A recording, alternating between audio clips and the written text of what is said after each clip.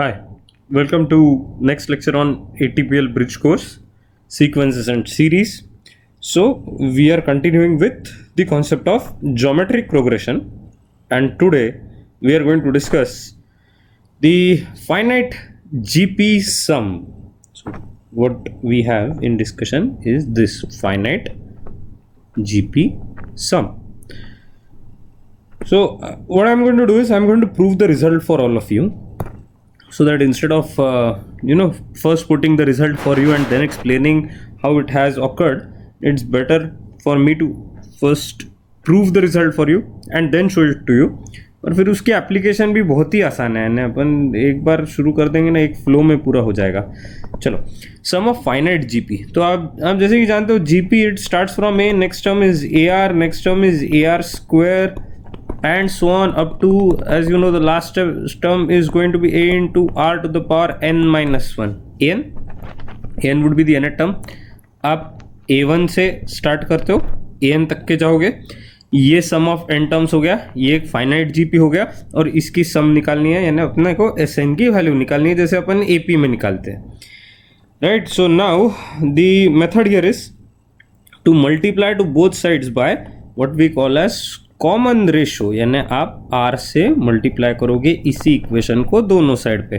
तो यहाँ पे आ जाएगा ए आर प्लस, ये देखो ये टर्म बनेगी ए आर स्क्वायर प्लस ये टर्म बनने वाली है a r cube and so on up to a r to the power n, क्योंकि इसमें जब r से मल्टीप्लाई होने वाला है तो -1 ये पावर हट जाएगी और a r to the power n ऐसा आएगा. Now for these two equations we are going to subtract the quantities. So if you subtract the quantities, now I need to highlight this. अगर आप subtract करते हो तो ये जो a है इसको किसी के साथ सबट्रैक्ट मत करना, यानी a को कर दिया आइसोलेट तो a के बाद की टर्म से सबट्रैक्शन करना है.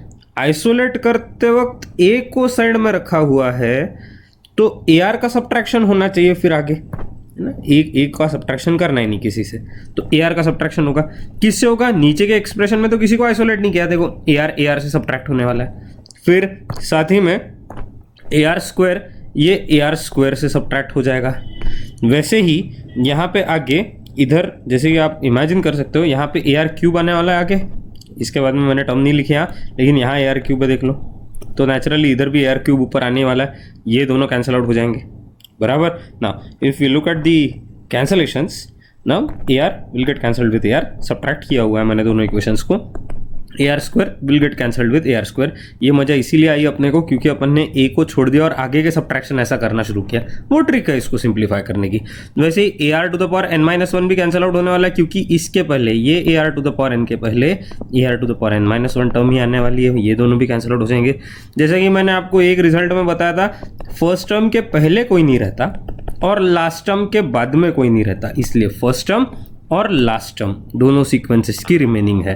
तो फर्स्ट टर्म क्या है a और लास्ट टर्म क्या है AR to the power n. Of course there is a subtraction between these two, so there would be a minus sign here, AR to the power n.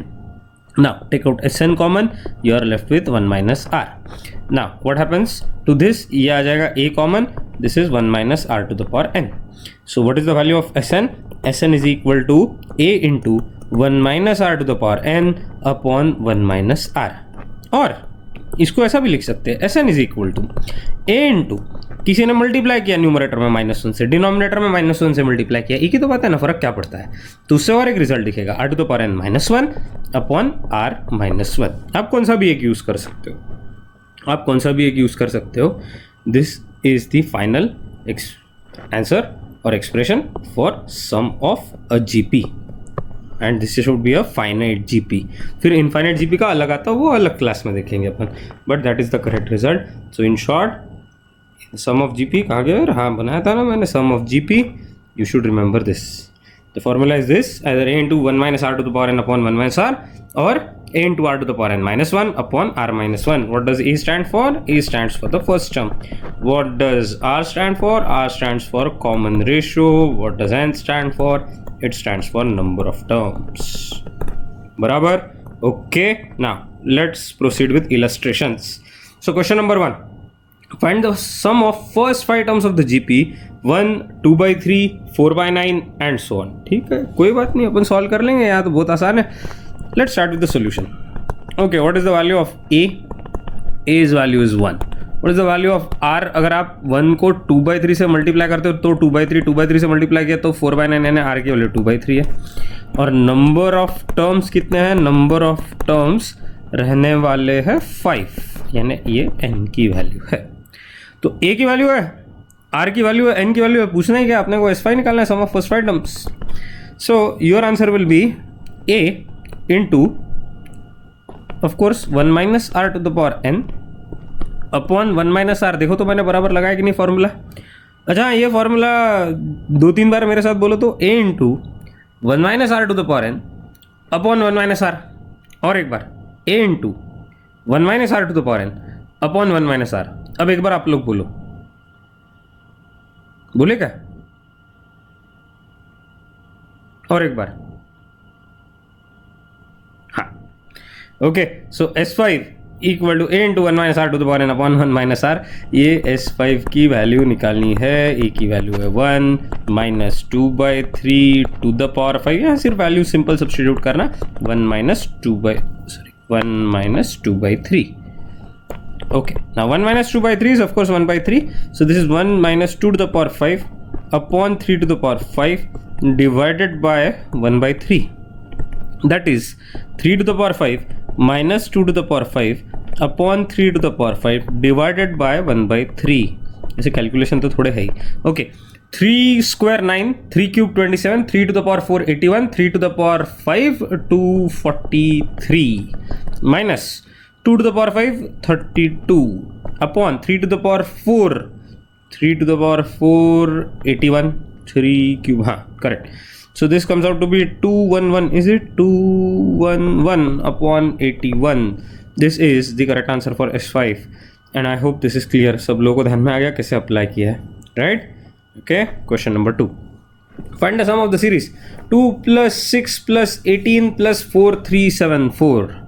2 plus 6 plus 18 and so on up to 4374. चलो a की value, solution a की value 2, r की value किससे multiply कर रहा है? ये 3 से मल्टीप्लाई कर रहा है।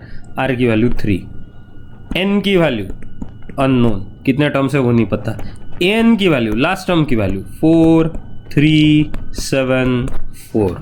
चलो इसके भरोसे सॉल्व करना पड़ता है अपने को, okay, but not to worry, will get the answer, you just have to be patient.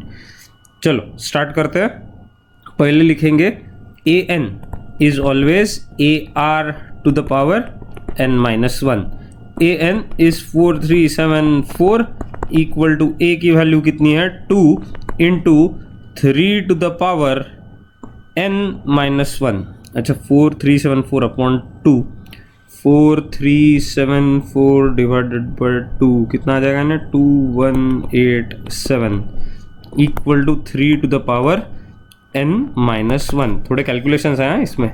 3 square 9, 3 cube 27, 3 to the power 4 81, 3 to the power 5 243, 3 to the power 6 729, 3 to the power 7 2187, bingo, 2187। 3 to the power 7 equal to 3 to the power n minus 1। Basis same है, basis same, power को equate कर सकते हैं। n minus 1 equal to 7 means n equal to 8, यानी number of terms हो गए 8। अब S8 की वैल्यू निकालनी है। S8 इक्वल टू क्या आने वाला है?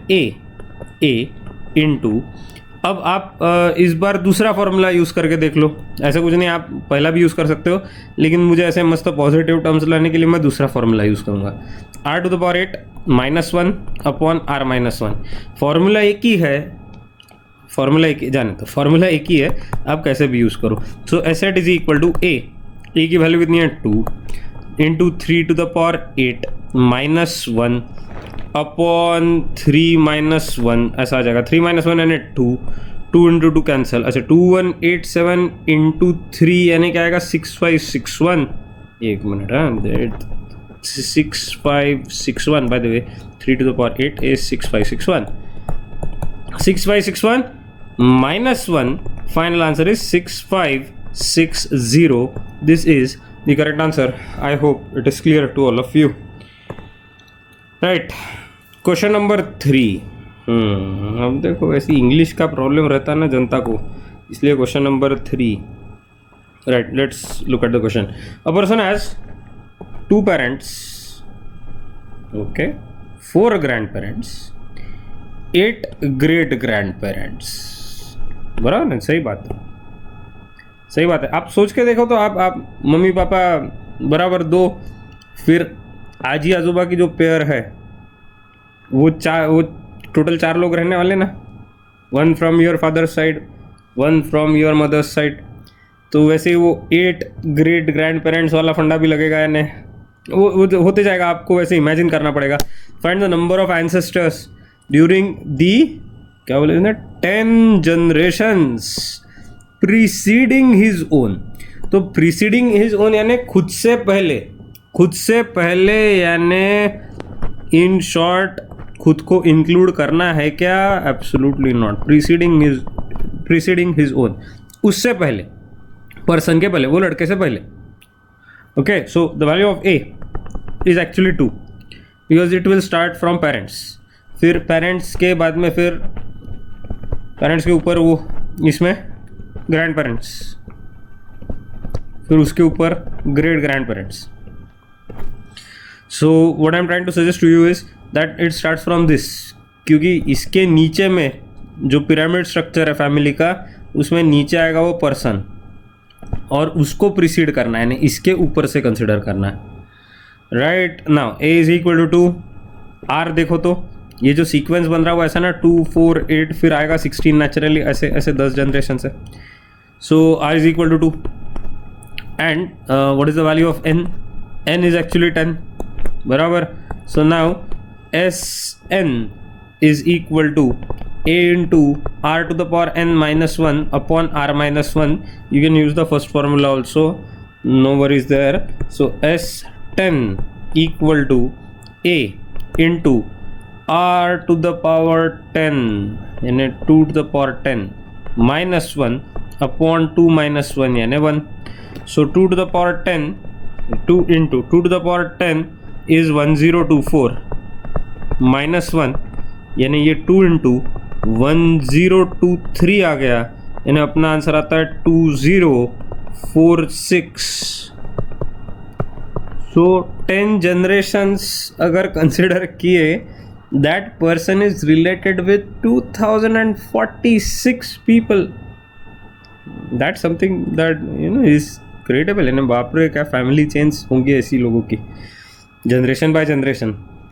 राइट, क्योंकि ये ऐसा जीपी है, किसको लगा था parents great grand parents GP बनेंगे। Okay, let's proceed to the next question then. Question number 4। हाँ, अब ये देखो कितना मज़ेदार क्वेश्चन है। Prove that sum of n terms, मैंने पहले से यहाँ पे प्रूव दैट करके फॉर्मेट में आंसर ही दे दिया। आंसर नहीं दिया रहता तो और मजा ही रहती, लेकिन फिर भी ये देखो, prove that sum to n terms of the series is this much, ये पूरा। ओके, अब solution. Now try and understand my procedure here, because when I am solving this, it starts from 11, 103, 1005 and so on up to n terms, right? Okay, अब अगर मैंने इसको लिखना शुरू किया, क्योंकि ना ये AP दिख रहा ना ये GP दिख रहा, लेकिन ये बहुत मस्त आदमी है क्योंकि ये दोनों के टर्म्स को लेके बैठा हुआ है। जैसे 11 को लिखना है, 11 can be written as 10 plus 1. Then if you write 103, it can be written as 100 plus 3. देन 1005 can be written as 1000 plus 5 and so on up to n terms. बराबर। Now what I am trying to do here is consider the 10 and powers of 10 terms together. So in one bracket you have 10 plus 100 plus 1000 and so on up to n terms. क्यों? क्योंकि ये n terms के हर एक term में अपन 2 part कर रहे हैं। यानी ऐसे जो 103, 1005 है, इनके अपन कन्वर्ट करते वक्त 10 के फैक्टर्स में देखो, बराबर हर एक का 1 का 10 का फैक्टर आ रहा है। हर एक टर्म का एक 10 का फैक्टर आ रहा है, और हर एक टर्म का अलग से एक और टर्म एडिशन भी हो रहा है, 1 + 3 + 5 and so on up to n terms, बराबर. So that is why you will get two sequences of n terms each, and in that you will find that this is a GP and this is AP, बराबर. अब ये GP है और ये AP है, तो फॉर्मूले लगाना जमता है सब लोगों को. फॉर्मूले लगाओ. तो यहाँ पे क्या आएगा, a into r⁻n-1 upon r-1. Patience वाला तो काम है ही. यहाँ आएगा n/2 into 2a + n-1 into d. ये बात है कि नहीं. ये टोटल सम आ जाएगी. अब चलो एक एक करके वैल्यूज डालते हैं. पहली वैल्यू ऑब्जर्व करो. पहली वैल्यू, इसका a क्या रहेगा, इसका a रहने वाला है 10. अच्छा, इसका r क्या रहने वाला है, इसका r रहने वाला 10, क्योंकि 10 100,000 ऐसा है. यहाँ नंबर ऑफ टर्म्स n ही है, इधर भी नंबर ऑफ टर्म्स n है, कोई चिंता नहीं. इसका a रहने वाला है 1, इसका n ही रहेगा नंबर ऑफ टर्म्स, क्योंकि वो दिया नहीं है ना. इसका जो d है कॉमन डिफरेंस वो 2 है. देखो 1 3 5 कॉमन डिफरेंस 2 है. So I am going to write every value 1 by 1. So let's proceed. a is 10, this is 10 to the power n -1 upon 10 - 1 is 9, बराबर, प्लस n/2 इंटू 2a यानी 2 + n-1 into 2. Okay, patience, थोड़ा सा patience. Answer की तरफ आ गए अपन. 10/9 into 10 to the power n -1 plus n/2 into 2 + 2n-2. ये bracket expand कर दी, ये ब्रैकेट एक्सपांड कर दी. 2 कैंसल्ड, ये 2 कैंसल्ड. फाइनल आंसर आ रहा है 10/9 into 10 to the power n -1 plus n². ये है ना, ये है ना. अच्छा, ये दिख नहीं रहा क्या बराबर है बाबा. हाँ, ये दिख रहा है और ये भी दिख रहा है साथ में. सो दिस इज प्रूव्ड, है ना. चलो अभी नेक्स्ट पार्ट पे चलते हैं. Question number 5. How many terms of the GP 3, 3² 3³ are needed to give the sum as 120. Okay. Solution. तो इस बार क्या दिया है, SN कितना है 120. नंबर ऑफ टर्म्स है क्या दिए हुए, नहीं, n अननोन है. फर्स्ट टर्म है क्या, एब्सोल्युटली 3. कॉमन रेशो है क्या, एब्सोल्युटली 3, है ना. First term 3, common ratio 3. अब इतनी इंफॉर्मेशन है. अब SN is equal to a into r⁻n-1 upon r-1. ऐसा सुंदर सा लगा दिया इधर.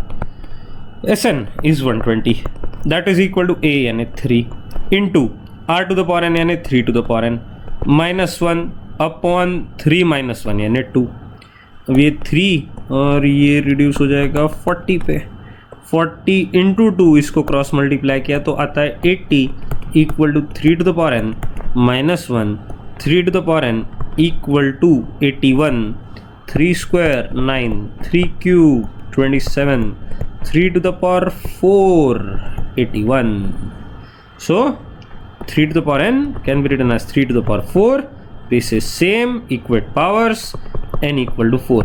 How many terms are needed to make the sum 120? You require 4 terms. That is the correct answer for question 5. सबको ध्यान में आ गया हो होपफुली, राइट. देख लेना अगर और एक बार नहीं समझ में आया तो. ओके, तो और एक लास्ट क्वेश्चन डिस्कस कर लेते हैं, फिर उसके बाद में एप्टीट्यूड क्वेश्चन देखते हैं. So have a look at this question. The sum of first 3 terms of GP 16 and the sum of next 3 terms is 128. Find the sum of n terms of the GP. Sum of first 3 terms, जितना important information है वो सब मैं highlight कर लेता हूँ. First 3 terms is 16. Sum of next 3 terms is 128. Find the sum of. अच्छा चलो ये पोर्शन अपन बाद में देखेंगे, यहाँ से यहाँ तक के ये बाद में देखते हैं. पहले जो गिवन इन्फॉर्मेशन है उसके भरोसे कुछ ना कुछ काम कर लेते हैं. So let's start with the solution. Okay, now it is given that sum of first 3 terms of the GP 16. Suppose I write the GP itself. मैं, अरे ये क्या हुआ यार, okay, suppose I write the GP itself. तो GP कैसे आने वाला है? GP is going to be a, then a r square, then next will be ar cube, then next will be ar to the power 4 and another term will be ar to the power 5. 1 2 3 4 5 6. हाँ, तो problem के information के हिसाब से सम of first 3 terms देखो, सम of first 3 यानी ये 3 हो गए बराबर, और आगे की इंफॉर्मेशन देखो, सम ऑफ नेक्स्ट 3 टर्म्स यानी ये 3 हो गए, first 3 terms and next 3 terms. अब ये पहले के 3 टर्म्स जो है, पहले के 3 टर्म्स इनकी सम है 60 और बाद में के जो 3 टर्म्स है इनकी सम है 128.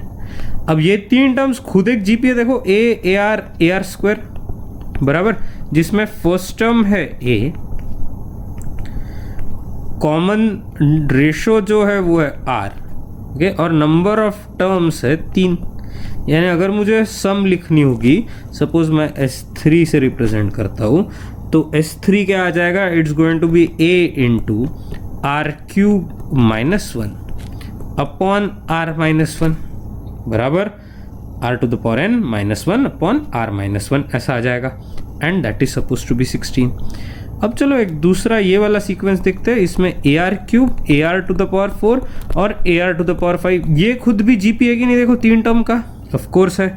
इसमें देखो कॉमन रेशो आर का आ रहा है, तो अपन रिप्रेजेंट करते वक्त यहाँ बोलेंगे here first term is actually a r cube बराबर, common ratio is still r, okay, and number of terms is 3. तो इसकी जो सम है उसे अपन S3' से रिप्रेजेंट करते हैं. सो S3' या S'3 जो भी आपको कंफर्टेबली लगे. तो फिर से फॉर्मूला लगाएंगे. ए की वैल्यू कितनी है? फर्स्ट टर्म की वैल्यू कितनी है यहाँ पे? A r cube into r cube minus 1 upon r minus 1. देखो हमेशा ए यहाँ रहता है, लेकिन ए का रिप्रेजेंटेशन फर्स्ट टर्म का रहता कि नहीं? इसकी फर्स्ट टर्म है ए आर क्यूब, इसकी first term a r cube होने की वजह से ये ऐसा यहाँ आएगा. Okay, so these are the 2 terms with you. ये 128 है. सपोज इसको 2 से रिप्रेजेंट करते हैं, सपोज इसको 1 से रिप्रेजेंट करते हैं, और इन दोनों को कर देते हैं divide. So 2 divided by 1, that's going to sort out our entire answer now. S3' upon S3 equal to मस्त a r cube into r cube minus 1 upon r minus 1 divided by a r cube minus 1 upon r minus 1. देखो बराबर लिखा कि नहीं मैंने? And that is equal to 128 by 16. अब are cube minus 1 हो गए कैंसिल, ए कैंसिल आउट हो गया, यानी आपको मिलेगा आर क्यूब की वैल्यू यहाँ मिलेगी कितनी? 16 8 128, यानी आर इक्वल टू आया 2, सिंगल वैल्यू है, आर इक्वल टू 2 आ चुका है. अब इसके बाद में आपको सिर्फ क्या निकालना है? देखो, you need the sum of n terms of the GP. Sum of n terms of the GP के लिए आपको a की ज़रूर रिक्वायरमेंट रहेगी. तो a को कैसे निकालना? a को निकालने के लिए use expression 1. Okay, so use 1. अब एक्सप्रेशन 1 में अगर a की वैल्यू मैं लिख देता हूँ, a की वैल्यू अननोन है, सॉरी, r की वैल्यू लिख देता हूँ, तो ये ऐसा आने वाला है आर क्यूब यानी 2 cube minus 1 upon 2 minus 1 and that is equal to 16. अब a की वैल्यू कितनी आ गई? a की वैल्यू रहेगी, चलो एक और स्टेप लिख लेते हैं. So a into 7 equal to 16. a is equal to कितना आया? 16/7, ऐसा आ रहा है. ओके, तो राइट, ओके, a 16/7 अजीब दिख रहा, क्या कर सकते हैं? अभी ऐसा ही फॉर्मेट है, ऐसे ही आंसर आएगा. a 16/7. Now you need sum of n terms, यानी Sn चाहिए. तो Sn क्या फॉर्मूला रहता है? a into r to the power n minus 1 upon r minus 1. So which is equal to a into a की value 16/7 into r to the power n यानी क्या है? 2 to the power n minus 1 upon 2 minus 1 यानी 1. So this is nothing but 16/7 times 2 to the power n minus 1. This is going to be your final answer. This is sum of n terms. अब अगर आप लोगों को finally check करना है तो सम of first 3 terms देखो यहाँ पे, अभी अभी अपन आंसर चेक करते कि अपना बराबर है कि नहीं, क्योंकि ये अजीब आया था। अजीब आने से एक टेंशन अपने को ये रहता है, ये जो अपन ने किया है सॉल्व वो सही रहेगा क्या। तो अब इसमें अगर मैंने n इक्वल टू 3 डाल दिया, ये जो n है इसमें n इक्वल टू 3 डाल दिया, तो मुझे sum of first 3 terms of the GP मिलना चाहिए ना। सम ऑफ फर्स्ट 3 टर्म्स 16 दिया था। अब अगर सपोज मैंने यहाँ पे, चलो काम करके देखते हैं, सपोज n इक्वल टू 3 डाल दिया तो ये आ जाएगा 16/7 इंटू 2 क्यूब यानी 8 -1 यानी 7, 7 7 हो गया कैंसिल, 16 टैली हो रहा है क्या, ऑफकोर्स हो रहा है। और सम ऑफ नेक्स्ट 3 टर्म्स है, देखो इसका 16, इसका 128, यानी टोटल सम कितनी हो गई, टोटल सम हो गई 144। सो ये टोटल सम 6 टर्म्स की रहेगी कि नहीं, यानी S6 की वैल्यू 144 रहने वाली है। So will confirm that 16/7 into, चलो कंफर्म करते हैं, n की वैल्यू कितनी थी, n की वैल्यू अभी 6 है, 2 टू द पावर 6 कितना रहेगा, 2 टू द पावर 6 रहने वाला है 64 -1 यानी 63, 7 9 जा 16 9 जा 144। अब जनरली ये टैली हो रहा है, हाँ देखो फिर से, जनरली लोग क्या करते हैं, सम ऑफ नेक्स्ट 3 टर्म्स 128 है इसके बारे में सोचते हैं। ऐसा नहीं करना है अपने को ये 6 के 6 टर्म्स ऐड किए तो S6 की वैल्यू 144 आने वाली ये दिखता है। So anyways this is the correct answer, we have tallied this. Even if you don't use this, जाने दो, ये नहीं यूज करोगे तो भी ठीक है, आप लोगों को आंसर मिल चुका है, मैंने आपको मेथड एक्सप्लेन कर दी। This is the correct answer. Now that is the end of the GP portion in discussion for today. आगे अपन और डिस्कशन लेंगे। Let's start with aptitude question. आज का तो बहुत आसान है, बहुत ही इजी क्वेश्चन है, 1 मिनट में हो जाएगा आपका। In front of you is a balance, कहाँ गया यार बैलेंस, हाँ तराजू, बैलेंस है। अब आपको, can you device a system using only 4 weights that can of course weigh from 1 kg to 15 kg, 1 kg to 15 kg, इसका वेट पूरा सिस्टम रहना चाहिए जो 1 kg to 15 kg तक के है। यानी अपने को अगर सपोज 4 kg भाजी गिननी है तो ये वेइंग स्केल से अपन ने गिनते आना चाहिए। उसके लिए आपको सिर्फ 4 वेट्स यूज़ करने हैं मैक्सिमम। तो आप बोलोगे अगर 6 किलो की भाजी गिननी है तो ये तराजू के इस साइड पे 6 किलो का एक ऐसा डब्बा लगा दो, 6 किलो का डब्बा, और 6 किलो की सब्जी यहाँ पे रख दी अपन ने, जो भी है भाजी है इधर। ओके, तो अभी ये बराबर बैलेंस आउट हो जाएगा, यानी 6 kg आपको मिल जाएगा। ना if you want 1 kg you will put a 1 kg part over here, तो फिर यहाँ पे एक 1 kg सब्जी आप लोग आ सकती है इधर 1 kg। ओके ना, ऐसे तो अगर अपन हर एक के लिए करते गए तो 15 किलो लग जाएंगे ना, 15 वेट्स लगेंगे ना अपने को 1 to 15 तक के। ऐसा नहीं करना है, आपको सिर्फ 4 वेट्स यूज़ करके टोटल इसमें सिस्टम बनानी है जो पूरा वेट्स गिन सके। Okay, so you think about this, pause the video for a minute and then we can see the answer. Okay, तो ये आंसर है। अब रिक्वायर्ड वेट्स लेने चाहिए, इसमें आंसर मल्टीपल भी आ सकते हैं। 1 kg, 2 kg, 4 kg and 8 kg। Suppose किसी ने बोला मुझे 1 kg वेट ऑफ वेजिटेबल्स गिनना है, तो आप क्या करोगे, 1 kg का डब्बा इधर लगाओगे, इधर ये प्लेट पे, और 1 kg की सब्जी यहाँ रखोगे, बैलेंस आउट हो जाएगा। You have calculated. 2 kg के लिए सेम, 3 kg लगाना होगा तो 1 kg प्लस 2 kg वाला लगा दोगे आप साथ में, है ना, तो 3 kg मेजर कर जाएगा यहाँ पे। अब 4 kg होगा तो 4 kg के लिए भी अपने पास में एक ऐसा बनेगा, बड़ा सा डब्बा रहता वो है। फिर यहाँ पे सब्जी 4 kg की अपन रख के बैलेंस कर सकते हैं। फॉर 5 kg ऑफकोर्स 4 + 1 रख सकते हैं। फॉर 6 kg मेजर्स तो ये अपने पास में 4 + 2 ले सकते हैं, 6 हो जाएगा। 7 के लिए गिनना है तो 7 के लिए क्या कर सकते हैं, तो 4 + 2 + 1 7 हो गया। 8 गिनना है, 8 ऑलरेडी है, 8 ऑलरेडी है। 9 गिनना है, 8 + 1 डाल दो। 10 गिनना है तो यहाँ पे ऑफकोर्स तराजू का कंसेप्ट सबको पता है कि नहीं, एक वेट एक साइड पे रखना पड़ता है और उसको बैलेंस करते हुए आप लोगों को गिनना पड़ता है। तो 8 + 2 रखोगे इस साइड पे, राइट हैंड साइड पे आप 10 kg की सब्जी की रखते हो। 8 + 3 रखने पे 11 हो जाएगा, बराबर। 8 + 4 रखने पे 12 हो जाएगा, 8 + 4 यानी 12 हो जाएगा। 8 + 3 बाय द वे 3 यानी बहुत ज़्यादा ताव में लिख दिया मैंने। 3 के लिए क्या था एक्चुअली, 3 के लिए था 8 + 2 + 1, 3 के लिए था 8 + 2 + 1, बराबर है ना, 11 हो गया। अब उसके बाद में यानी अपन 12 तक के पहुंच गए ना, यहाँ पे 12 kg है। 13 kg गिनना है तो अपन गिन सकते हैं 8 + 4 + 1, 8 + 4 + 1, 8 + 4 + 1, ओके। देन 14 kg गिनना है, 8 + 4 + 2। 15 kg गिनना है, 8 + 4 + 2 + 1 आ गया टोटली ना। That's the final answer. बाप रे बहुत सारे गोले बन गए यार, इधर एकदम बहुत एक्सप्लेनेशन करना पड़ा, बट क्वेश्चन बहुत आसान था, काफ़ी लोगों को आया होगा आंसर। इससे अलग आंसर आया लेकिन फिर भी मैथमेटिकली आपको लग रहा है you are able to measure, then it's fine. This is just one of the answers, that can be, there can be many answers here. Now that's the end of the lecture. I hope you have understood today's problems. I'll see you again in the next class. Bye for now.